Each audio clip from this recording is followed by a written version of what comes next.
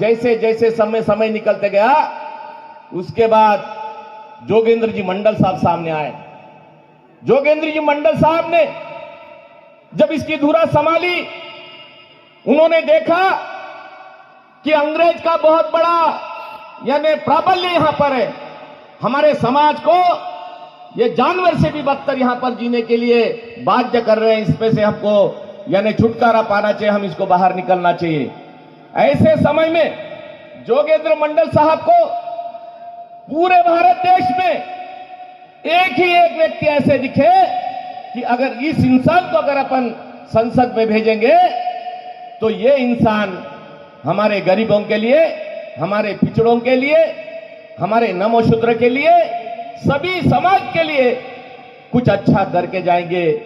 ये भरोसा ये बाबा साहब के ऊपर जोगेंद्र जी मंडल साहब का था। उस समय यहां पर संविधान सभा की निर्मित हो गई थी। संविधान सभा में किनको भेजना है?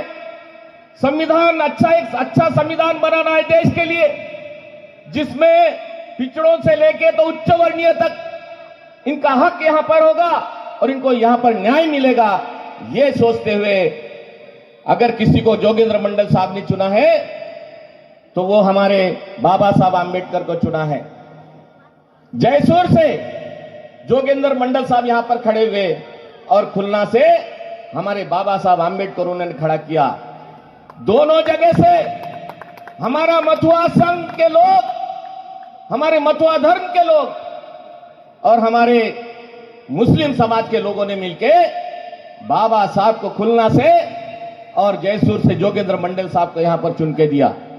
ये दोनों ही बड़े नेता थे जो एससी, एसटी, ओबीसी, माइनॉरिटी और पिछड़े लोगों के लिए आंदोलन करने वाले, न्याय दिलाने वाले, ये अगर कोई लोग थे तो ये दोनों ही लोग थे भाइयों पूरे भारत देश में। और जब जोगेंद्र मंडल साहब के नेतृत्व में जब बाबा साहब को अपना जो पुराना पाकिस्तान था उस एरिया से जब चुन के लाके दिया, जोगेंद्र अपना बाबा साहब आंबेडकर ये संविधान सभा में चले गए और उसके बाद कहा ये सुंदर और सबसे बढ़िया पूरे वर्ल्ड में, पूरे जग में जिसको माना जाता है सबसे अच्छा संविधान है, वो संविधान अपने भारत देश को यहां पर देने का काम बाबा साहब आंबेडकर ने दिया है। भाइयों, आज आप लोगों ने